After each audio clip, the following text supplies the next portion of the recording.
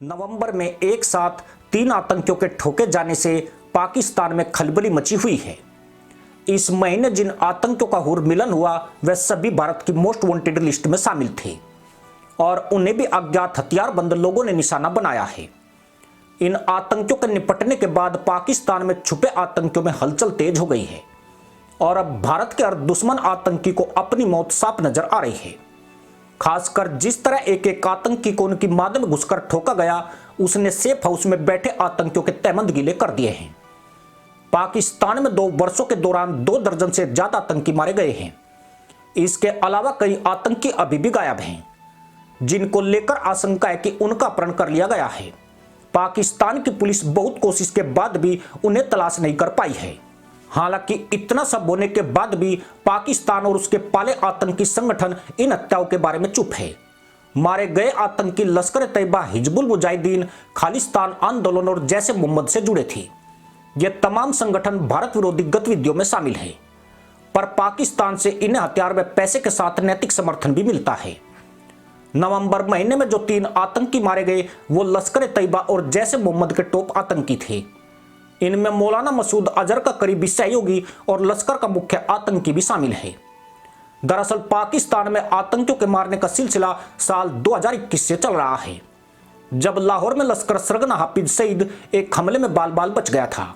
उसके बाद से मदरसा मुल्क में अज्ञात हमलावर आतंकियों पर काल बनकर टूट रहे हैं। पाकिस्तान में अभी तक जितने आतंकी ठोके गए उनमें सभी को एक ही पैटर्न पर मारा गया है। प्रत्येक हत्या में मोटरसाइकिल सवारों ने आतंकियों को गोली मारकर ठोका है, पर इतने आतंकियों की मौत के बाद भी पाकिस्तान पुलिस हत्यारों को गिरफ्तार नहीं कर पाई। वह अभी भी अंधेरे में तीर चला रही है। पाकिस्तान सरकार और वहां का मीडिया भी इस बारे में खामोश है। पर दिलचस्पी है कि पाकिस्तान ने भारत के मोस्ट वांटेड आतंकियों की पहचान छिपाने की भी कोशिश नहीं की। भारत ने पिछले कुछ वर्षों से पाकिस्तान के साथ कई आतंकियों के नाम और ठिकाने साझा किए हैं।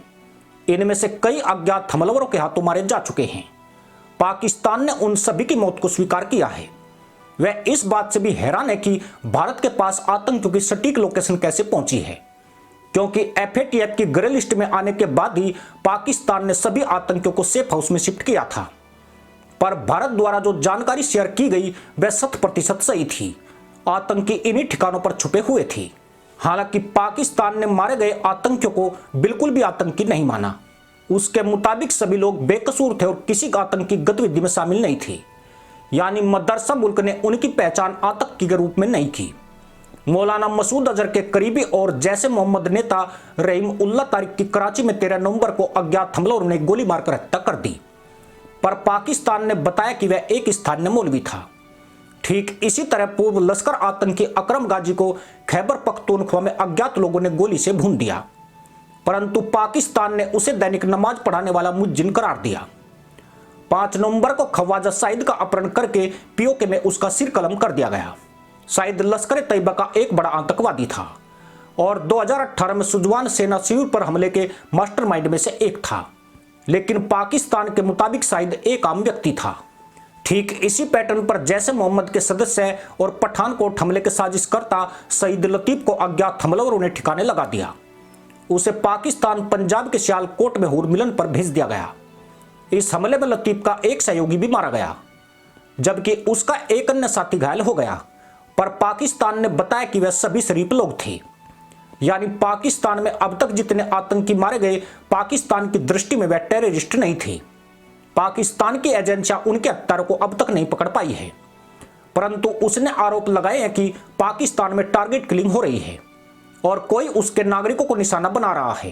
पर ऐसा भी नहीं है कि पाकिस्तान आंख मूंदकर अपने आतंकियों को मरने दे रहा है। वह उन्हें बचाने के लिए जी जान से कोशिश कर रहा है, लेकिन अज्ञात हमलावर कहीं ज्यादा चालाक और शातिर हैं। वह एक के बाद एक वारदातें कर रहे हैं और उनके निशाने पर पाकिस्तान के सभी हिस्से आए हैं। उन्होंने कराची, इस्लामाबाद, पंजाब, बलूचिस्तान और खैबर पख्तूनख्वा यानी सभी जगहों पर आतंकवादी मारे हैं। ऐसे में पाकिस्तान के हाथ पांव भी फूले हुए हैं। हालत यह है कि उसके आतंकियों को छुपाने के ठिकाने कम पड़ गए हैं। यही वजह है कि नवंबर में हर हफ्ते कहीं न कहीं अज्ञात हमलावरों ने आतंकियों को मारा है। इसी के साथ अनुमति दोस्तों, जय हिंद, वंदे मातरम।